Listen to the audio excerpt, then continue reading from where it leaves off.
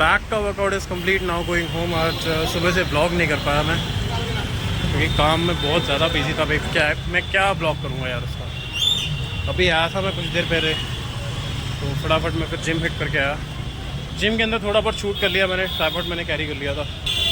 लेकिन एक बात है, आज सैटरडे है, जिम के अंदर भीड़ बहुत कम है। नहीं तो कभी कभी क्या होता है, सैटरडे के दिन ज़्यादा भीड़ होती है क्योंकि अगले दिन संडे होता है।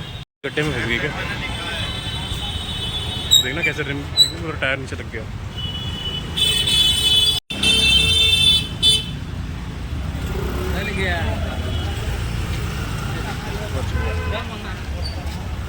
तो पीछे ना बहुत बड़ा वो खोद रखा है उन्होंने पानी निकालने के लिए, वहाँ पे टायर बच गया। तो फिलहाल मैं घर पे आ चुका था और घर पे आने के बाद मतलब मैंने सोचा कि यार एक टॉपिक है मेरे माइंड में जिसके ऊपर मुझे डिस्कस करना चाहिए।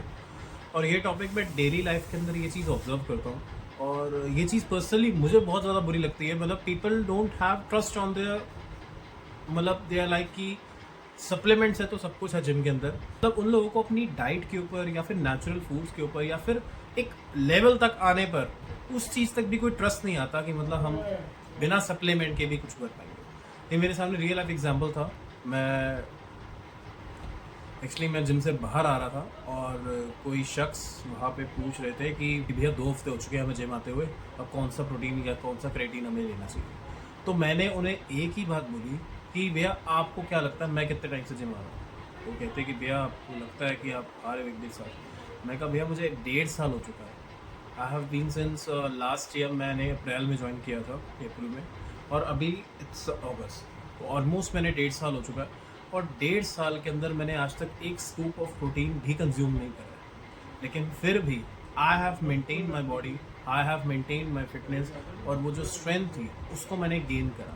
तो इस सब का गेन करने के पीछे जो भी राज होता है या जो भी वो होती है, वो सब आपकी डाइट होती है। एक बात मैं आपको क्लियरली कर देता हूँ, डाइट आपका 70% होता है और वर्कआउट आपका 30% होता है। बहुत सारे लोगों को मिथ लगता है कि डाइट कम ले लो तो वर्कआउट ज़्यादा करो तो बॉडी अच्छी बन जाएगी। नहीं, वर्कआउट हमेशा आपका 30 to 25% रहता है और डाइट हमेशा 70 to 75% रहती है। ये कोई भी आपको एथलीट बता देगा जो कि एक अच्छा वेल ट्रेन्ड एथलीट है और जिसको अच्छी खासी नॉलेज होगी अपने फील्ड की। बात यहाँ पे ये नहीं आती है, बात यहाँ पे आती है ये जो सप्लीमेंट और ये जो मतलब अजीब सी नॉलेज है, ये बांट कौन रहा है मार्केट के अंदर, या फिर ये जो यूथ के अंदर ये जो बातें आ रही हैं, ये आ कहाँ से रही हैं। सबसे बड़ा तो अगर मैं बताता हूँ आपको प्रोटीन या क्रेटीन होता क्या एक्चुअली। प्रोटीन का एक्चुअली में मतलब होता है हमारी जो बॉडी के अंदर जितने भी सेल्स होते हैं या जितने भी मसल्स होते हैं, यदि किसी भी शख्स का या कोई एक्सीडेंट होता है या कोई इंजरी होती है, ऐसी कोई भी हानि उसको पहुंचती है, अगर तो वो चोट के बाद, जैसे आप लोगों ने सुना होगा ना, यहाँ पे जैसे कोई किसी को चाकू लग गया, कुछ ऐसा हो गया, तो यहाँ पे वाइट ब्लड सेल्स बाहर आती हैं। वैसे ही जब मसल टेयर होता है तो प्रोटीन उसको कवर अप करता है। तो आपकी बॉडी के अंदर जितना प्रोटीन होगा उतनी वो अच्छी मसल रिकवर हो जाएगी। और रही बात क्रेटीन की, तो क्रेटीन का एक बहुत सिंपल लॉजिक है, आप एक समझना कि आपकी जो मसल होती है ना, ये जो मसल है, इसके अंदर ये मसल तभी फूलती है जब इसके अंदर वाटर स्टोर होता है, और क्रेटीन उस वाटर स्टोरेज को एक लेवल अपग्रेड करता है। ऐसा नहीं है क्रेटीन जो मार्केट में मिलता है सिर्फ वही क्रेटीन होता है, क्रेटीन फूड्स के अंदर भी होता है। आप कोई भी फूड ले, एप्पल ले, बनाना ले, या कोई भी ऐसा क्रेटीन रिच फूड आप ट्राई करें, उसके अंदर भी आपको भरपूर मात्रा में क्रेटीन मिलेगा।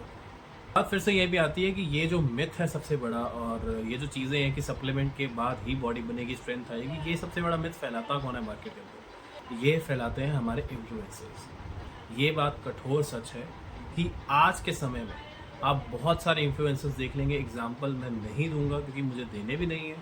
बहुत सारे आप इन्फ्लुएंसर्स देखेंगे जो कि अपने स्वार्थ के लिए, अपने पैसों के लिए, या अपनी कोई भी वो चीज़ के लिए, चाहे वो बेटिंग ऐप हो या चाहे वो कोई भी ऐसी चीज़ हो, ये प्रोटीन्स को जो लो क्वालिटी, थर्ड क्वालिटी के प्रोटीन्स होते हैं उनको प्रमोट करना, बेटिंग ऐप्स को प्रमोट करना, या फिर कोई भी ट्रेडिंग के ऐप्स को प्रमोट करना जिनका कोई एक्चुअली में प्रमाण है ही नहीं कि किसी का कुछ भला होगा या नहीं। उनको इस चीज़ से कोई फ़र्क नहीं पड़ता, इवन उनको कोई नॉलेज भी नहीं होती।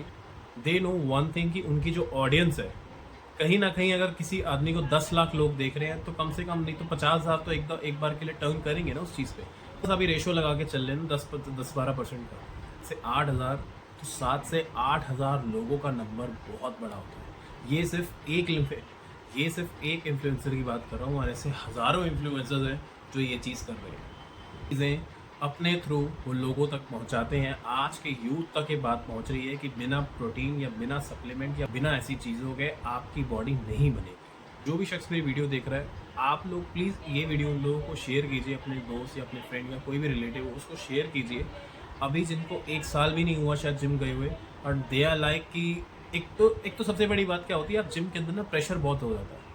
आप जिम में गए, आपने किसी को देखा शेकर के साथ ऐसे प्रोटीन को झलकाते हुए, और आपका मन कर गया, भैया तो बहुत कूल लग रहा है यार, मैं भी प्रोटीन लूँ। तो ये एक्चुअली में एक बहुत बड़ा प्रेशर है, और मैं साइकोलॉजिकली मानता हूँ ये प्रेशर हो जाता है।